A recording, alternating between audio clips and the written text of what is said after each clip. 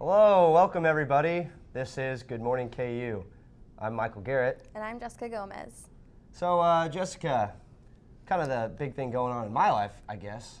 I don't know if I'd call it my life, maybe Drake's life. The new Drake album leaked, which actually it leaked, I think Monday, wasn't supposed to come out until later this week. Yeah. So. Have you heard it yet? I've heard a few songs. Yeah. A couple of them were actually already released. There was like Started From the Bottom, that one came out a while ago, and Hold On, We're Going Home, all those. Yeah, I know that one. Yeah, so those have been out there. Are you a big Drake fan? I don't know. I love Drake. That's my guy. He's okay. I'm just more of like a country dubstep person. Oh, goodness gracious. Yeah. Wait, country and dubstep? It's two opposites, I know. This is like, this is as far opposite as you can get. It really is. So those don't mix like at all, I think. Not at all. I'm trying to think. It's like a Nelly Florida Georgia Line thing going on. A little bit. Actually, what's funny about that, sorry I interjected, but last night, I was listening to 96.5 The Buzz, right? The alternative station from Kansas City. And they were just making fun of all like the really popular, like Luke Bryan and Florida Georgia Line and, who else? Zach Brown Band. They're making fun of that Chicken Fried song, which I think is really stupid. Yeah. Like, why would you make a song about Yeah, fried I chicken? never really enjoyed that song much. But I do enjoy some Luke Bryan and Florida Georgia Line. Luke Bryan. So I'll admit that. What's your like all-time favorite country artist? Florida Georgia Line, for sure. Really? Yes. Now are they relatively new? See, I know. Yeah, they're kind of new.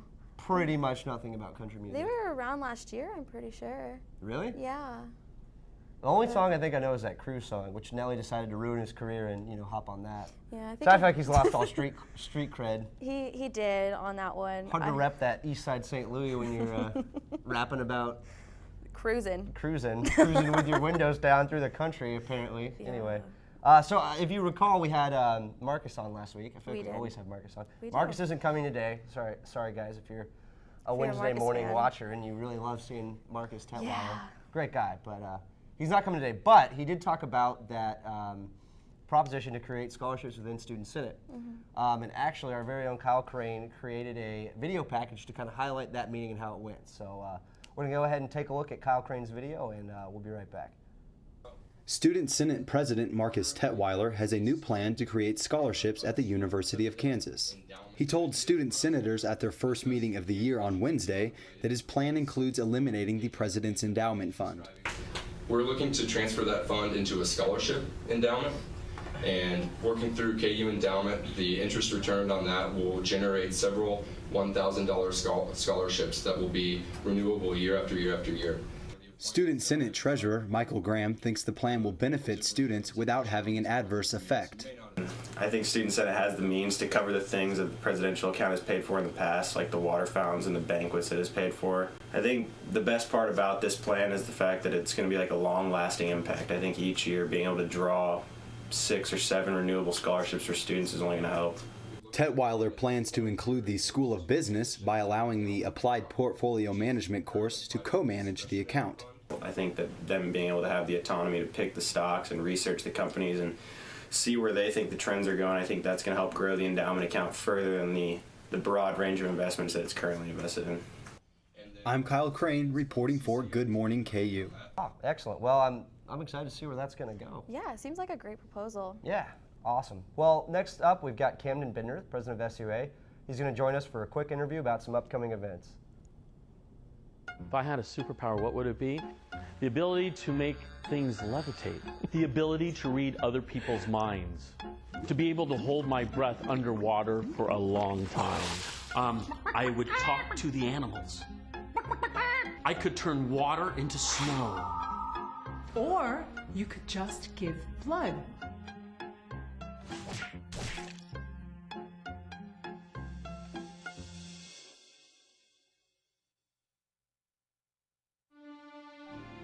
Where you go to college makes a statement about you. This place will become a part of you, your identity for life.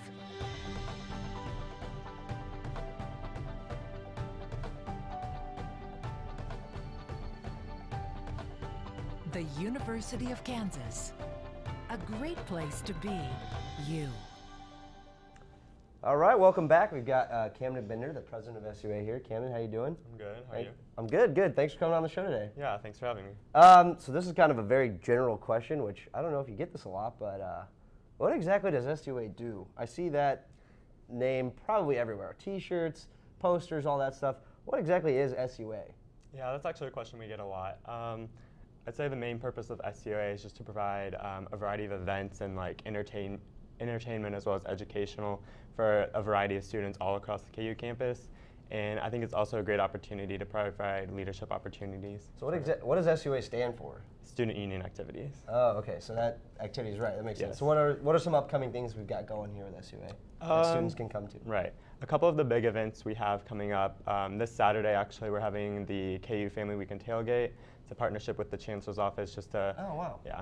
It's before the football game this Saturday just to help bring all the KU community and their families together to help celebrate that. Cool, and the kickoff's at 11, so when's the Yes, tailgate the start? tailgate will start at 9 o'clock, and it's free for everyone. 9 o'clock, awesome. Oh, free, there we go. Yeah. I like to hear that. Where can I find it? It's actually going to be on the hill with all the other tents. It's going to be the big, huge tent, and it'll say SUA on it. Oh, perfect. So if you guys are tailgating, getting up early, go check that one out. So what about some of your other events? Another major event we have this upcoming Monday, we're hosting our annual student lecture series. Oh, okay. Yep. And we're having Jose Antonio Vargas speak. He's actually he released that he was an illegal immigrant recently, so he's going to speak on immigration policy and items such as that. Yeah. Interesting. And where will that be? That's going to be in Budig 120. Is that free as well? Or? Yes, it's free to KU students with their ID. KU students with ID. So what do you guys have events are all your events free or is? Unfortunately, not all of our events are free. We try to have them as free or if not as cheap as possible. A good event that typically costs would be like our campus movie series. We have those through various weekends throughout the year. Those are $2 with the KU ID. Cool, and where can I buy a ticket for that? For tickets, you can either buy them from the box office, which is the Union Programs office on level 4 of the Union, or typically from the Hawk Shop on the day of the show. Awesome. And the Union Programs office is kind of like your guys' headquarters, right? Yeah, definitely. It's an office we share with the other Union Programs organizations, which is like the Big Event, KJHK, and CCO. Perfect. So if students have questions, they can always come stop in, and there's going to be someone there for SUA. Right? There's always going to be someone at the desk from 9 to 5, Monday through Friday. Oh, perfect. Well, thanks, Cam. I appreciate you coming on the show and no. talking about some of the events. We're going to be right back here in a little bit. Check out those events this weekend if you guys are interested. If I had a superpower, what would it be? It would be magic. Yeah, watch. Is that your card? Is that your card? The ability to make lots and lots of money. I could bend silverware with my mind. Is that your card? No. Is that your card? Ah! Or you could just give blood.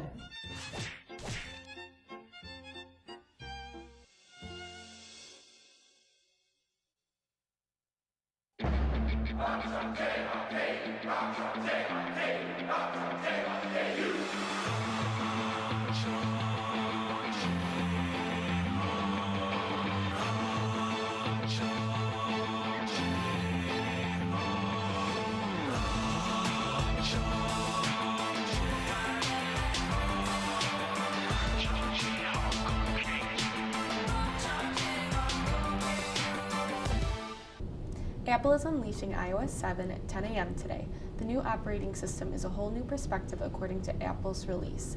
The new update involves a newer, sleeker design and multiple new features including iTunes Radio, new multitasking capabilities, AirDrop, and upgraded camera quality. Apple will also unveil the new iPhone 5S and the iPhone 5C on Friday.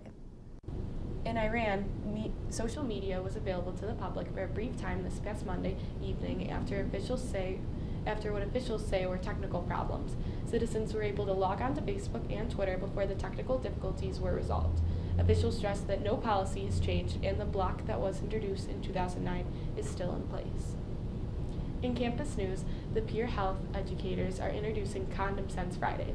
Each Friday, the group will be driving around in a service utility vehicle called the Beaker, handing out new safe sex kits in order to prepare students for the weekend.